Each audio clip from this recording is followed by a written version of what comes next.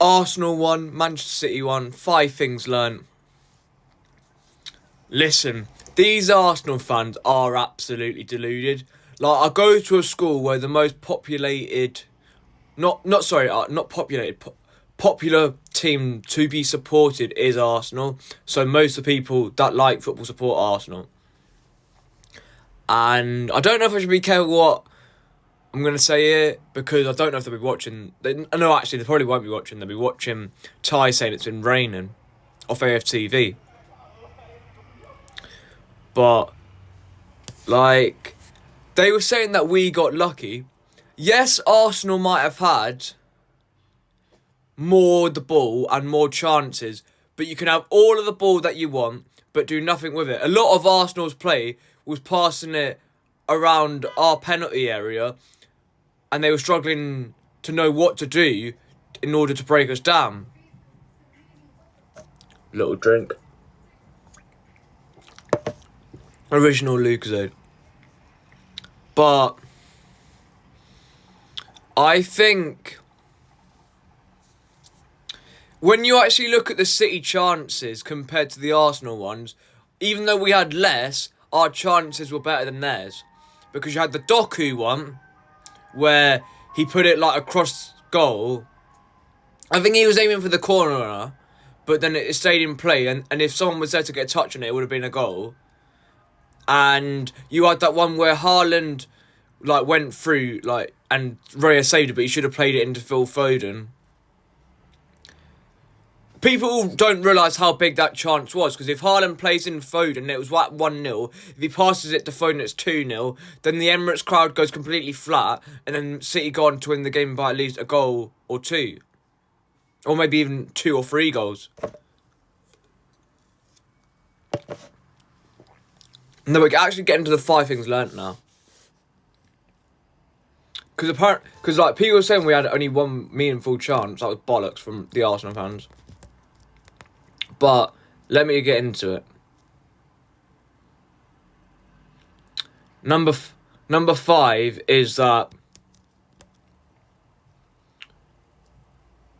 this whole argument that Arsenal are miles better than us is complete bollocks.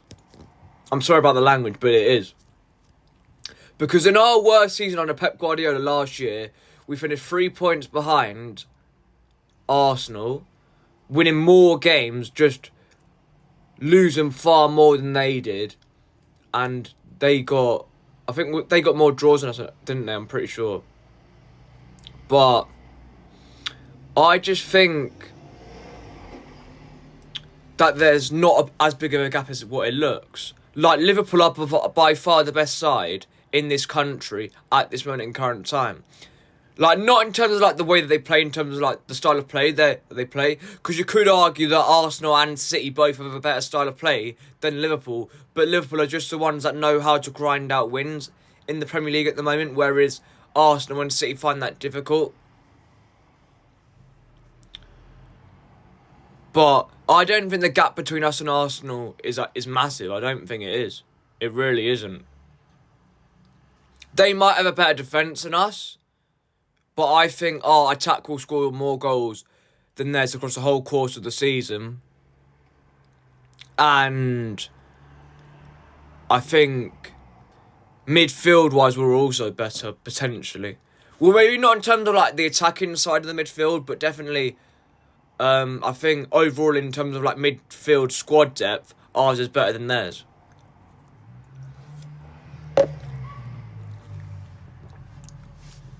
Number 4. Poor substitution from Pep Guardiola. Why is he taking off Doku and why is he taking off Haaland?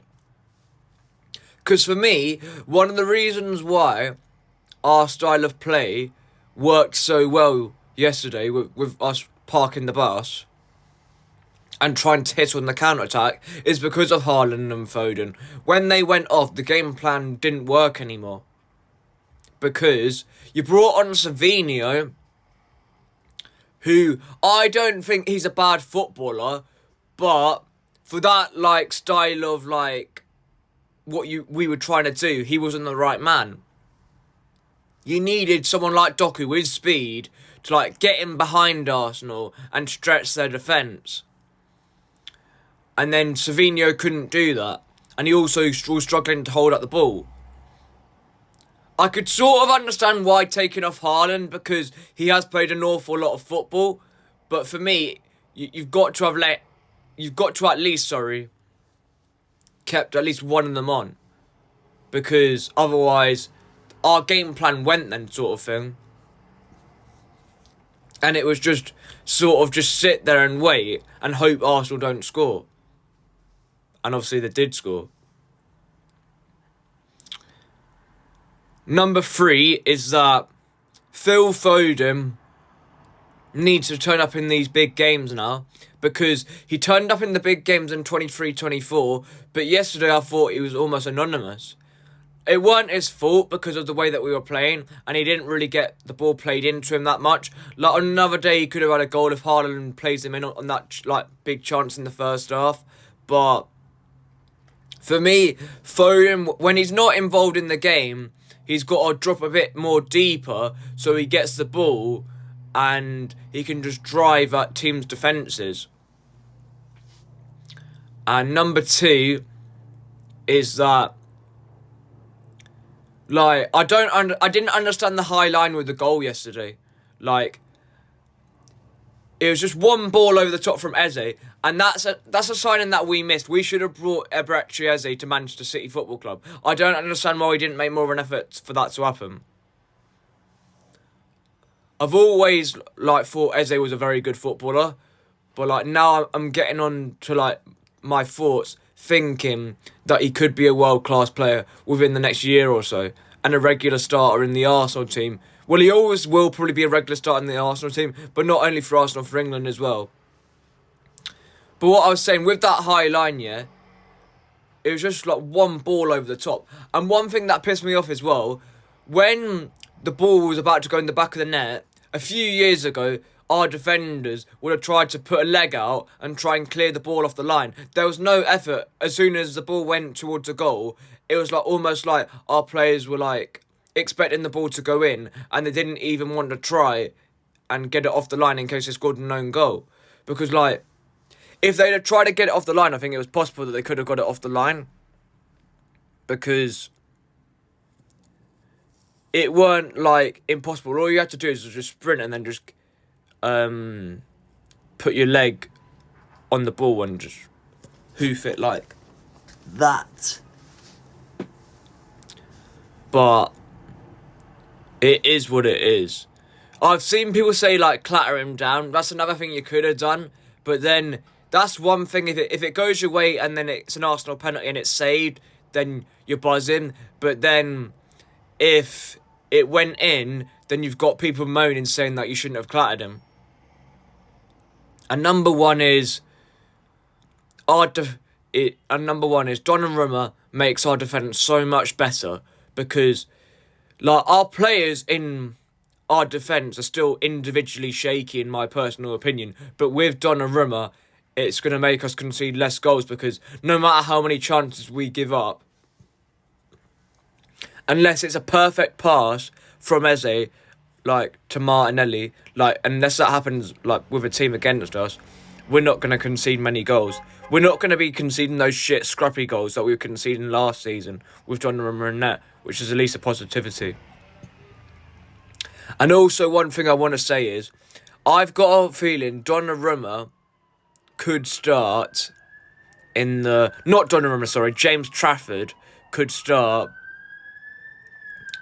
against Burnley next Saturday and Huddersfield, purely because Huddersfield's a cup match and we need to rotate anyway, but not over-rotate, because I want us to win the cup competition, because I think there's a chance we win neither of the league and the Champions League this season, so a trophy is a trophy at the end of the day.